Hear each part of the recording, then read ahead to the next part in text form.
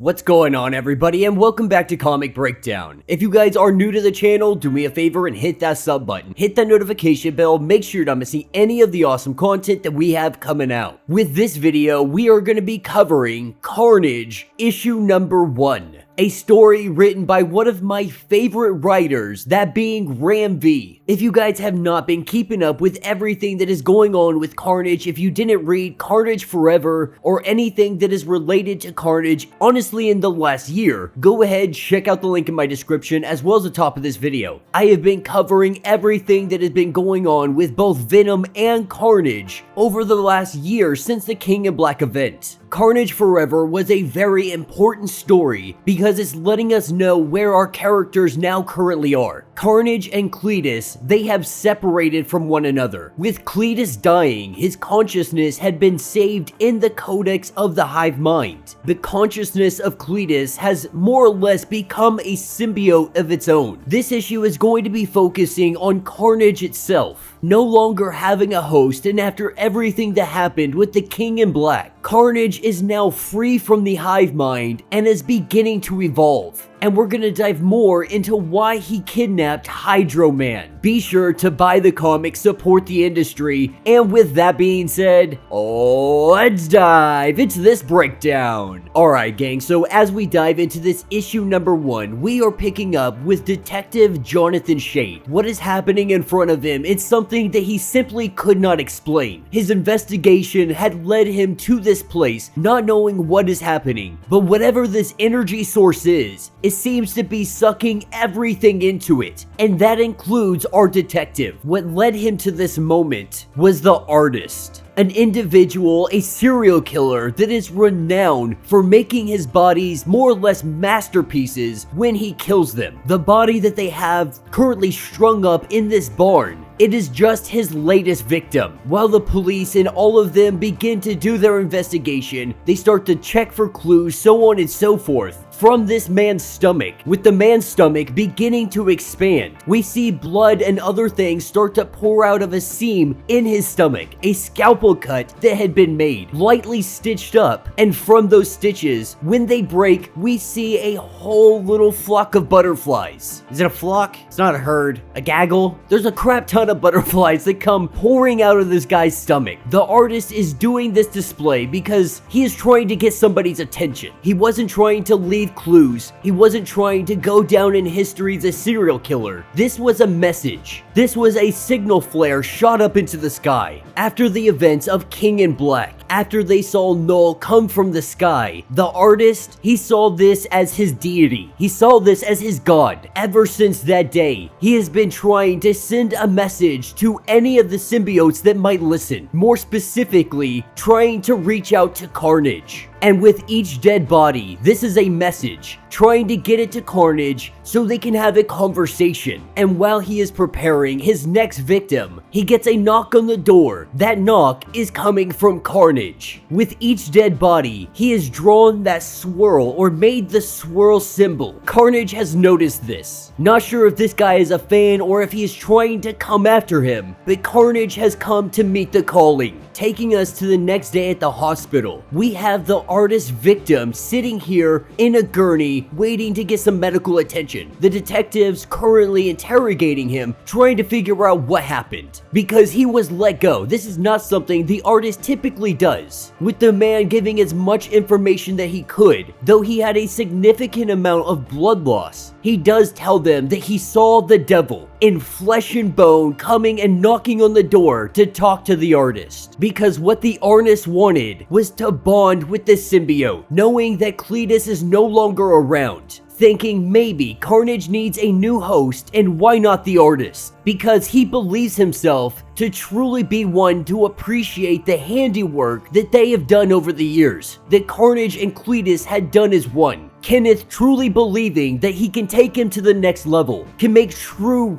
art of work. Kenneth down on his knees begging for him to bond with him. The truth of the matter is Carnage has changed, no longer looking to bond with anything, trying to be its own monster, trying to find its own path.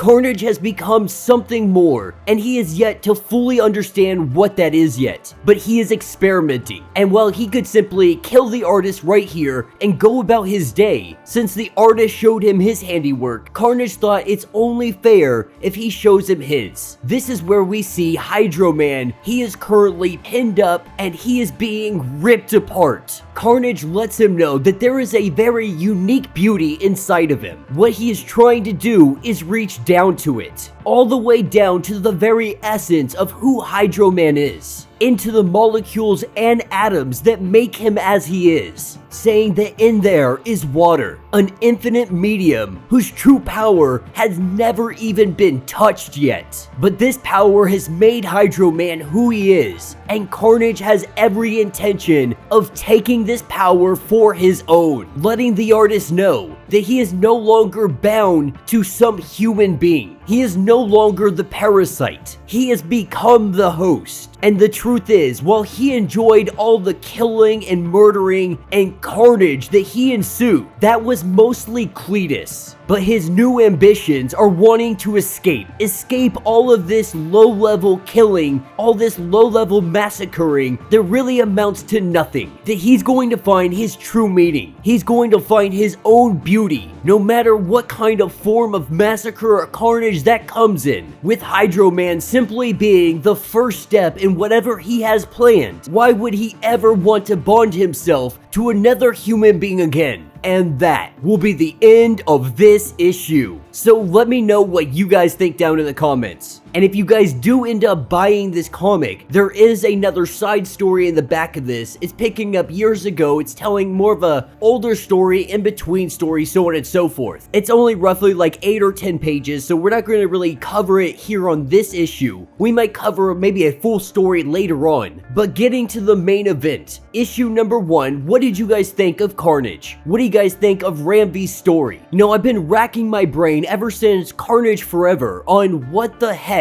they are going to use Hydro Man for. And somehow, some way, Carnage sees some kind of infinite potential in him. Not really sure what that is, not even sure how he is getting down to the atoms and pulling the power out of him. But in doing this, it's causing some kind of giant energy surge. One so vast, our detective and everything around it are getting sucked into it. And we've seen in the most recent issues of Venom, that Venom himself is evolving. It has something more to do with Dylan Brock, so we're not really sure if that's going to connect so much with Carnage. But ever since the King in Black event, ever since Null died, Carnage has been forever changed. And I think this is a much needed story. We're really getting some character arc for our villain. He's getting the opportunity to go outside of just being the bad guy that takes on Venom, more than just the guy that kills a whole bunch of people and eventually gets caught. I'm really hoping that we're also gonna get some Agent Anti-Venom. He was the last individual that was hunting down Carnage, and while Carnage is trying to lay on the low, so we'll see how all that plays out. And it's going to be very interesting to see what's going on with Cletus, because his consciousness is now a symbiote. Mixing with Iron Man's extrembiote stuff, he's looking to become a very interesting character all in himself.